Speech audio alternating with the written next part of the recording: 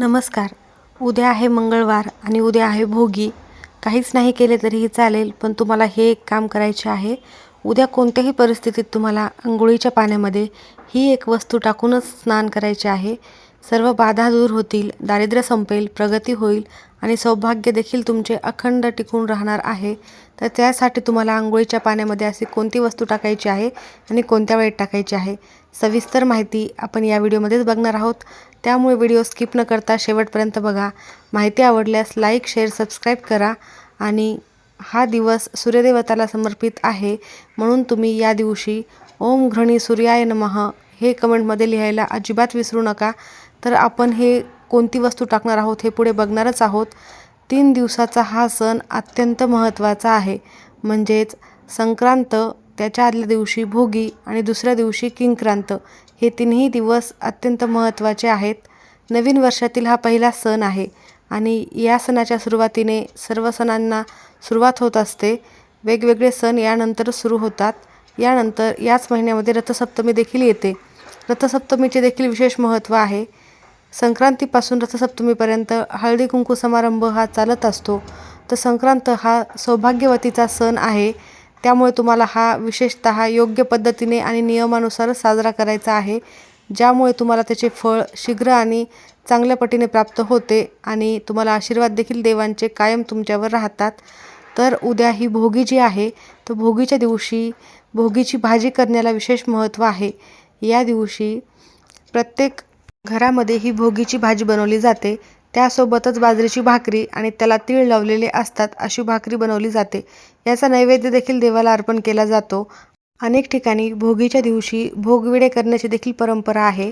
विड्याच्या पानांचा आणि सुपारीचा भोगविडा तयार केला जातो. असे 7 सुवासिनींना भोगविडे दिले जातात. तर ही देखील परंपरा काही ठिकाणी आहे. संध्याकाळी हा सण साजरा केला जातो. परंतु तुम्हाला भोगीच्या दिवशी सकाळी हे काम आवर्जून करायचे आहे. सौभाग्यवतीचा हा सण आहे आणि सौभाग्य अखंड टिकून राहावे, तुमच्या आयुष्यात कधीही कोणत्या समस्या येऊ नयेत, यासाठी तुम्हाला हा एक उपाय आवर्जून करायचा आहे. कारण हा वर्षातून एकदाच हा उपाय करता येतो, तो म्हणजे भोगी या सणाच्या दिवशी. म्हणजे संक्रांतीच्याच या सणाच्या 3 दिवसापैकी एके दिवशी किंवा 3 दिवशी केला तरी चालेल. परंतु तुम्हाला ही एक वस्तू अंघोळीच्या पाण्यामध्ये आवर्जून टाकायची आहे आणि ती प्रत्येकाच्याच घरी असते. कधीकधी आपल्या आयुष्यात अनेक अडचणींना सामोरे जावे लागते. आपल्या काही चांगले आणि वाईट दोन्ही कर्म कळत नकळत घडलेले असतात आणि या कर्माचे आपल्याला भोग भोगावे लागत असतात. तर भोगीच्या या शुभ दिवशी या सर्व भोगांपासून सुटका होण्यासाठी हा उपाय करायचा आहे. हा उपाय केल्यामुळे सर्व बाधा तर दूर होतीलच, परंतु तुमच्या आयुष्यात कोणतेही संकटे येणार असतील तर त्याआधीच ते नष्ट होतील. नकारात्मकता जर तुमच्या अंगामध्ये असेल, तुमच्या घरामध्ये असेल, तर ती देखील पूर्णतः नष्ट होईल. इडापिडा नष्ट होईल. अर्थातच या सर्व समस्या दूर झाल्या तर दारिद्र्य संपेल. कारण माता लक्ष्मीला घरामध्ये स्वच्छता, सकारात्मकता आणि कोणतीही बाधा नसलेली हवी, तेव्हाच माता लक्ष्मी तुमच्या घरामध्ये प्रवेश करत असते. आणि म्हणूनच माता लक्ष्मीच्या अखंड आशीर्वादासाठी देखील तुम्हाला हा उपाय करायचा आहे. यामुळे तुमच्या घरादाराची प्रगती देखील होणार आहे. तर उद्या हा उपाय कोणत्या वेळेत करायचा आहे, तर उद्या तुम्हाला सकाळीच ब्रह्ममुहूर्तापासून ते तुम्ही 8 वाजेपर्यंत कधीही हा उपाय करू शकता. ज्यावेळेस तुम्ही अंघोळ करणार असाल त्यावेळेला तुम्हाला हे काम करायचेच आहे. पौराणिक कथेनुसार भोगीचे विशेष महत्त्व आहे. भोगीचा दिवस हा भगवान इंद्राला समर्पित आहे. इंद्राने पृथ्वीवर पाऊस पाडून समृद्धी आणली, यामुळे त्याचे आभार मानले जातात. या दिवशी सकाळी लवकर उठून घर स्वच्छ केले जाते. नवीन कपडे देखील या दिवशी परिधान केले जातात. अंगणात सुंदर रांगोळी काढली जाते. काही ठिकाणी तर जुन्या आणि अनावश्यक असलेल्या वस्तू जाळल्या देखील जातात. याचा अर्थ असा आहे की मनातील वाईट विचार आणि नकारात्मकता कमी करून नवीन वर्षाची सुरुवात ही आनंदाने, उत्साहाने करावी आणि यामुळे वर्षभर तुमची प्रगती व्हावी, हाच हेतू यामागचा असतो. भोगीच्या दिवशी विशिष्ट प्रकारची एक भाजी तयार करण्यात येते. भोगीची भाजी ही खूप पौष्टिक असते. मराठवाड्यात या भाजीला भोगीची भाजी, खेंगट असे देखील म्हणतात. हरभरा, पावटा, घेवडा, वांगे, गाजर, त्यामध्ये बोर देखील टाकले जातात. त्यासोबतच कांद्याची पात, शेंगदाणे, वाटाणा, फ्लावर आदी भाज्या वापरल्या जातात आणि ही मिक्स भाजी तयार केली जाते. या सर्वांची मिळून एक लेकरूवाळी भाजी असे देखील म्हणतात. थंडीतील विशेषतः नववर्षातील हा पहिला सण असल्याने भोगीची भाजी शरीरासाठी खूप फायदेशीर असते. मूग डाळ आणि तांदूळ घालून केलेली खिचडी आणि बाजरीची भाकरी, त्यासोबतच बाजरीच्या भाकरीला तीळ लावलेले असतात आणि त्यासोबत लोणी, पापड, वांग्याचे भरीत असे अनेक पदार्थ खाल्ले जातात. भोगीची भाजी अतिशय चवदार लागते. यात फोडणीला तीळ असतातच. भोगीला ही भाजी सर्वत्र ठिकाणी केली जाते, मात्र ती करण्याची पद्धत थोडीफार फरक देखील प्रत्येक ठिकाणी असतो. बाजरीची भाकरी आणि तिळामध्ये उष्णता असल्याने या दिवशी तिळात लावलेली भाकरी खाल्ल्याने तुमच्या अंगात उष्णता टिकून राहते आणि थंडीच्या दिवसामध्ये उष्णता अत्यंत महत्त्वाची असते. तसेच भोगीची भाजी ही तिळाचा कूट घालून केली जाते. भोगीच्या दिवशी देवाची आणि सूर्यदेवतांची पूजा आवर्जून केली जाते. त्यासोबतच भोगीच्या भाजीचा आणि भाकरीचा नैवेद्य देखील देवाला अर्पण केला जातो. सवाष्णीसह सर्वजण एकत्र जेवायला बसून सवाष्णींना देखील हा भोगीची भाजी आणि भाकरी हेच जेवण वाढले जाते. जेवणानंतर दान दक्षिणा देण्याची देखील पद्धत आहे. भोगी संदर्भात तुम्ही ऐकलं असेल, न खाई भोगी तो सदा रोगी. म्हणून भोगी या शब्दाचा शब्दशः अर्थ घेणारा वा उपभोगणारा असे देखील म्हटले जाते आणि या दिवशी भोगी आवर्जून प्रत्येकाने साजरी करावीच. त्यासोबत तुम्हाला अंघोळीच्या पाण्यामध्ये या काही वस्तू देखील टाकायच्या आहेत. यामुळे तुमच्या आयुष्यातील सर्व रोगही दूर होतात. सर्व संकटे, आजारपण, कोणत्याही बाधा सर्व काही नष्ट होणार आहे. कारण भोगीच्या भाजीला जितके महत्त्व या दिवशी आहे, तितकेच महत्त्व अंघोळीच्या पाण्यामध्ये ही वस्तू टाकण्याला देखील आहे. यामुळे देखील तुमचे शरीर आणि मन पवित्र आणि शुद्ध होते. कारण भोगीच्या दिवशी स्नानाला विशेष महत्त्वाचे स्थान आहे. या दिवशी बरेच जण पवित्र नद्यांवर स्नान करतात, परंतु प्रत्येकालाच हे शक्य होत नाही. म्हणून अनेक जण या दिवशी घरीच अभ्यंग स्नान करत असतात आणि काही विशेष वस्तू अंघोळीच्या पाण्यामध्ये या दिवशी टाकल्या जातात.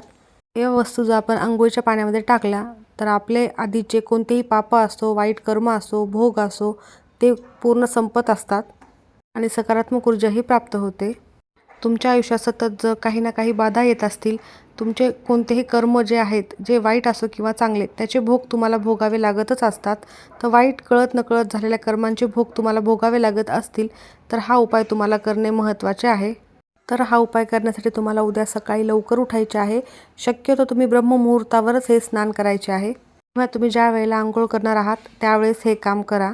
तर सर्वप्रथम तुम्हाला अंघोळ करण्यापूर्वी एक वाटीमध्ये थोडेसे तीळ घ्यायचे आहेत. पांढरे तीळ तुमच्या घरामध्ये जेवढे सदस्य असतील तेवढ्याप्रमाणे तुम्ही हे तीळ घेऊ शकता. वाटीभर घ्या किंवा एक मूठभर घेतले तरीही चालेल. त्यामध्ये थोडेसे गोमूत्र टाकायचे आहे आणि हे मिश्रण तुम्हाला मिक्सरमधून फिरवून घ्यायचे आहे. त्याचं उटणं तयार करायचे आहे. जेव्हा तुम्ही तीळ बारीक करणार आहात तर त्यामध्ये थोडीशी हळद देखील आवर्जून टाकावी. यामुळे उटण्याला रंग देखील छान येईल आणि माता लक्ष्मीला अत्यंत प्रिय आहे. हळदीमुळे तुमच्या आयुष्यातील सर्व नकारात्मकता ही देखील दूर होत असते. हळद, गोमूत्र आणि पांढरे तीळ याचं उटणं तयार करून अंघोळीपूर्वी तुम्हाला ते उटणं तुमच्या अंगाला लावून घ्यायचे आहे आणि अंघोळीच्या पाण्यामध्ये देखील तुम्हाला चिमूटभर काळे तीळ टाकायचे आहेत. काळे तीळ का टाकावेत? कारण संक्रांतीमध्ये तर पांढऱ्या तिळाचेच जास्त महत्त्व आहे, परंतु भोगी हा सण पितृदेवतांना देखील समर्पित आहे आणि पितृदोष नष्ट होण्यासाठी तुम्ही काळे तीळ टाकू शकता आणि पांढरे तीळ देखील तुम्हाला आवर्जून थोडेसे टाकायचे आहेत. त्याचबरोबर गंगाजल देखील थोडेसे टाकायचे आहे.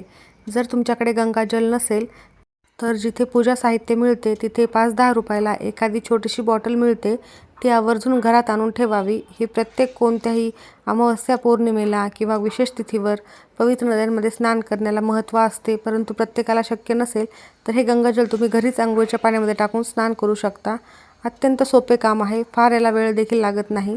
तर हे तुम्ही घरामध्ये आणून ठेवायलाच हवी. त्यानंतर तुम्हाला स्नान करायचे आहे.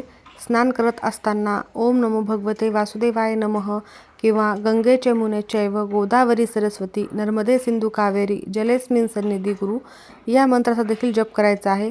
यामुळे सर्व पवित्र नद्यांमध्ये स्नान केल्याचे पुण्यफळ तुम्हाला प्राप्त होत असते. या दिवशी सर्व स्त्रियांनी नहायचे असते, तर केसांवरून तुम्हाला आंघोळ करायची आहे. तुम्ही अशा प्रकारे हे उटणं लावून आणि आंघोळीच्या पाण्यामध्ये ही वस्तू टाकून स्नान केल्याने तुमच्या आयुष्यातील सर्व वाईट कर्म हे नष्ट होतात, भोग हे दूर होतात. मी तुम्हाला यामध्ये ज्या काही वस्तू सांगितलेल्या आहेत त्या सर्व वस्तू धार्मिक मान्यतेमध्ये विशेष आहेत. हळदीमुळे माता लक्ष्मी तुमच्या घरामध्ये कायम वास करेल, सर्व दरिद्रता नष्ट होणार आहे आणि बाकीच्याही वस्तू अत्यंत महत्त्वाच्या आहेत आणि या वस्तूंना संक्रांतीच्या या काळामध्ये विशेष महत्त्वाचे स्थान आहे.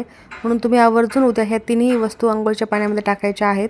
त्यानंतर स्वच्छ कपडे परिधान करून तुम्हाला सूर्यदेवताला जल अर्पण करायचे आहे, म्हणजेच अर्घ्य द्यायचे आहे. एका तांब्यामध्ये थोडेसे पाणी घ्यायचे आहे. त्यामध्ये हळद, कुंकू, अक्षता, एक फूल टाकायचे आहे व त्यामध्ये तुम्हाला थोडेसे पांढरे तीळ टाकायचे आहेत किंवा थोडेसे काळे तीळ टाकले तरी चालेल. आणि याने तुम्हाला सूर्यदेवताला जल अर्पण करायचं आहे. ओम घृणी सूर्यदेवताय नमः या मंत्राचा जप करायचा आहे. 11 वेळेला करू शकता. त्यानंतर तुम्हाला तुमच्या देवघरातील देवांची देखील विधिवत पूजा करायची आहे. देवांना अभिषेक करत असताना त्यांच्या देखील अंघोळीच्या पाण्यामध्ये तुम्हाला थोडेसे पांढरे तीळ टाकायचे आहेत व त्याने त्यांना स्नान घालायचे आहे. तर नक्की हे काम करा, अत्यंत महत्त्वाचे आहे आणि भोगीच्या दिवशी प्रत्येकानेच करायला हवे. तुम्हा सर्वांना मकर संक्रांतीच्या खूप खूप शुभेच्छा. तिळगुळ घ्या आणि गोड बोला असे म्हणत हा व्हिडिओ मी इथंच संपवते. माहिती आवडली असेल तर नक्की लाईक करा. सर्वांचे खूप खूप धन्यवाद.